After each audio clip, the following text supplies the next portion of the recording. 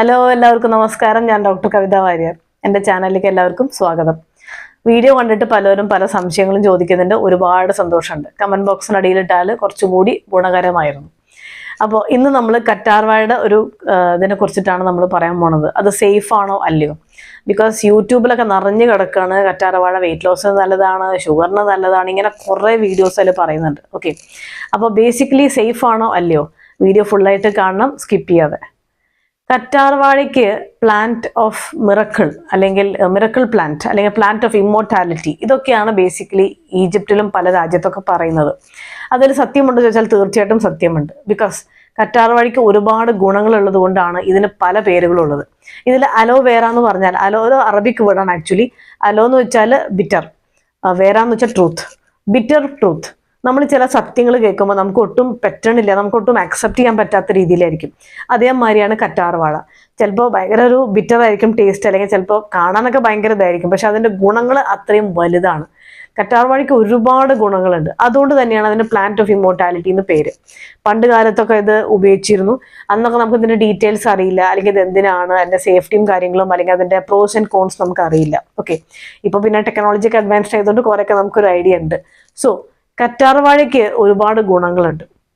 Beauty product ആയിട്ട് ഉപയോഗിക്കാം. അത് എവിടെയെങ്കിലും ചൊറിച്ചലോ അല്ലെങ്കിൽ വൂണ്ടോ എവിടെയെങ്കിലും പൊട്ടി അല്ലെങ്കിൽ ചതഞ്ഞോ അങ്ങനെ സമയത്ത് നമുക്ക് ഉപയോഗിക്കാം. ഇതിന് ആൻറ്റി ഇൻഫ്ലമേറ്ററി പ്രോപ്പർട്ടീസ് ഉണ്ട്, ആൻറ്റി മൈക്രോബിയൽ പ്രോപ്പർട്ടീസ് ഉണ്ട്, ഇങ്ങനെ ഒരുപാട് പ്രോപ്പർട്ടീസ് നിറഞ്ഞു കിടക്കുകയാണ്. ഓക്കെ, അപ്പോൾ അതിൻ്റെ കറ്റാർവാഴയുടെ ചെടിക്ക് തന്നെ, എല്ലാ ചെടിക്കും അതിൻ്റെതായിട്ടുള്ള ഒരു പ്രൊട്ടക്ഷൻ കൊടുത്തിട്ടുണ്ട്. ഇപ്പോൾ റോസാപ്പൂ തന്നെ പൊട്ടിക്കുമ്പോഴേക്കും നമ്മുടെ കയ്യിൽ മുള്ളു കയറും അല്ലേ? അതേപോലെ it is protected from other things. അതിനെ ഒരു ഹാം വരുത്താതിരിക്കാൻ ദൈവമായിട്ട് കൊടുത്ത ഒരു കാര്യമാണ്. അതേമാതിരി കറ്റാർവാഴയ്ക്കും അതിൻ്റെതായിട്ടുള്ളൊരു സാധനം കൊടുത്തിട്ടുണ്ട്. അതാണ് ബാക്കിയുള്ളതിൽ നമ്മൾ ഇതാക്കുന്നത്. ഇപ്പം നമ്മൾ ശാസ്ത്രമായിട്ട് വെച്ച് നോക്കുമ്പോൾ പല ചെടികളും നമ്മൾ യൂസ് ചെയ്യുന്നുണ്ട്. പക്ഷെ അതൊക്കെ നിങ്ങൾ മനസ്സിലാക്കേണ്ടത്, അതൊക്കെ ശുദ്ധീകരിച്ചിട്ടാണ് നമ്മൾ യൂസ് ചെയ്യുന്നത്. അതേമാതിരി കറ്റാർവാഴ ശുദ്ധീകരിച്ചതിന് ശേഷം യൂസ് ചെയ്താൽ ഇറ്റ്സ് കംപ്ലീറ്റ്ലി ഫൈൻ. എന്നാൽ നമുക്ക് കഴിക്കാം, ഓരോരുത്തരുടെ പ്രകൃതിയും നേച്ചറും അസുഖം അനുസരിച്ച്. അതല്ല, കറ്റാർവാഴ പച്ചയ്ക്ക് കഴിക്കണത് അത്ര നല്ലൊരു കാര്യമല്ല. ഓക്കെ, അതിൻ്റെ റീസൺ ഞാൻ പറയാം. നിങ്ങൾ ചിത്രത്തിൽ കാണാം, കറ്റാർവാഴയ്ക്ക് 3 ലെയേഴ്സ് ഉണ്ട്. പല ലെയേഴ്സും ഉണ്ട്. ഇപ്പോൾ നമ്മളിങ്ങനെ ബൊട്ടണി ആയിട്ടല്ലല്ലോ, പക്ഷെ നമ്മൾ ബേസിക്കലി 3 ലെയേഴ്സ് ഉണ്ട്. ആ 3 ലെയർ നിങ്ങൾക്ക് കാണാം. ഒരു യെല്ലോ കളർ ഇതിൽ കാണാനുണ്ടല്ലോ, ആ യെല്ലോ കളർ ലാറ്റക്സ് എന്നാണ് പറയുക. ആ ഭാഗം പോയ്സണസ് ആണ്, അത് ഒട്ടും നല്ലതല്ല. ആ സാധനമല്ല, അതിൻ്റെ ഉള്ളിൽ ഒരുപാട് കെമിക്കൽ കോൺസ്റ്റിറ്റ്യൂൻസ് ഉള്ളത് കൊണ്ട് പോസിറ്റീവ് ഉണ്ട്, നെഗറ്റീവും ഉണ്ട്. അതിൽ ഈ ലാറ്റക്സും അതേമാതിരി പല സാധനങ്ങളിലുള്ളത് കൊണ്ട് അത് ഉള്ളിലേക്ക് ചെന്നാൽ വയറിൽ ഇറിറ്റേഷൻ ഉണ്ടാക്കും, പ്രശ്നങ്ങളുണ്ടാക്കും, വേദന ഉണ്ടാക്കും, പല സ്ഥലത്തുകളുള്ള ബുദ്ധിമുട്ടുകൾ ശാരീരികമായിട്ട് നമുക്ക് ഉണ്ടാക്കും. അതുകൊണ്ടാണ് കറ്റാർവാഴ പച്ചയ്ക്ക് കഴിക്കരുത് എന്ന് പറയുന്നത്. ബിക്കോസ് പിന്നെ ഓൾറെഡി വയറിന് ഇഷ്യൂസോ അൾസറോ ഓൾറെഡി ഗ്യാസ്ട്രോ ഇൻറ്റെസ്റ്റൈനൽ ഇഷ്യൂസ് ഉണ്ടെങ്കിൽ അതും കൂടി ചേർന്നിട്ട് ഇന്ററാക്ഷൻ നടക്കും. അപ്പോൾ അവിടെ പ്രശ്നങ്ങൾ കൂടും. ഓക്കെ, അതിൻ്റെ കൂടെ കറ്റാർവാഴ ഓൾറെഡി കഴിച്ച് നമ്മൾ ഷുഗർ ലെവൽ കുറയ്ക്കുന്ന ഒരു കാര്യമാണ്. അപ്പോൾ ഷുഗർ ഓൾറെഡി കുറഞ്ഞ ഒരാൾക്ക് കറ്റാർവാഴ കഴിച്ചാൽ ആൾ പിന്നെയും തകർന്നു പോകും, അല്ലെങ്കിൽ കുഴഞ്ഞു വീഴും. ഓക്കെ, പിന്നെ പൊട്ടാഷ്യം ലെവൽ പിന്നെയും കുറയും. നമ്മുടെ ബോഡിയിലെ വാട്ടർ കണ്ടന്റിനെ അതിനൊരു മെയിൻറ്റെയിൻ ചെയ്യുന്ന ഒരു സംഭവമാണ് ഇലക്ട്രോലൈറ്റ് ബാലൻസ് ഒക്കെ പറയില്ലേ. അപ്പോൾ അതും ഇവിടെ സംഭവിക്കും. ഇലക്ട്രോലൈറ്റ് ഇംബാലൻസ് നടക്കും കറ്റാർവാഴ കഴിച്ചു കഴിഞ്ഞാലുള്ള കാര്യങ്ങളാണ് ഞാനിപ്പോൾ പറഞ്ഞത്. അപ്പോൾ ഇങ്ങനെയുള്ള കുറച്ച് പ്രോബ്ലംസ് ഉണ്ട്. അതേമാതിരി കുട്ടൻപിള്ളാൻ്റെ ഒരു ഇൻസിഡൻറ്റ് കുറച്ചു കാലം മുമ്പ് പലർക്കും അറിയുണ്ടാവും. അത് കറ്റാർവാഴ കഴിച്ചിട്ട് ആൾക്ക് എന്തോ പ്രശ്നം പറ്റി, ലിവറിനെ കിഡ്നിനെ ബാധിച്ചു, ഹെപ്പറ്റൈറ്റിസ് വന്നു എന്നൊക്കെ പറഞ്ഞിട്ട് അങ്ങനെ കുറേ ഇഷ്യൂസ് ഉണ്ട്.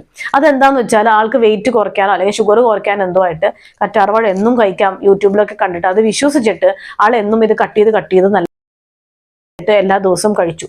അതിനുശേഷം എന്താ ഉണ്ടായിച്ചാൽ അത് പക്കായിട്ട് എല്ലാ ദിവസവും കഴിച്ചു. പക്ഷെ എന്താന്ന് വെച്ചാൽ അതിൻ്റെ ഒരു സൈഡ് എഫക്റ്റ് ഉണ്ട്.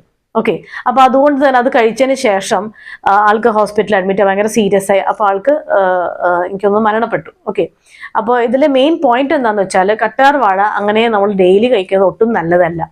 എന്തായാലും end of the day this is A medicine, ഇതൊരു മരുന്നാണ്. അപ്പോൾ മരുന്നിൻ്റെ രീതിയിൽ മാത്രമേ നമ്മൾ കഴിക്കാൻ പാടുള്ളൂ.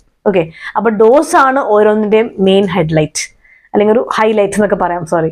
അപ്പോൾ ഡോസ് നമ്മൾ ആ രീതിയിൽ കഴിച്ചാൽ ഇറ്റ്സ് ഓക്കെ, അല്ലെങ്കിൽ അത് പോയ്സണസ് ആയിട്ട് മാറും. ഓക്കെ, ഇപ്പോൾ ഇതിൽ കാർസിനോജിക് ആക്ടിവിറ്റി ഉണ്ടെന്ന് കാണിക്കുന്നുണ്ട്.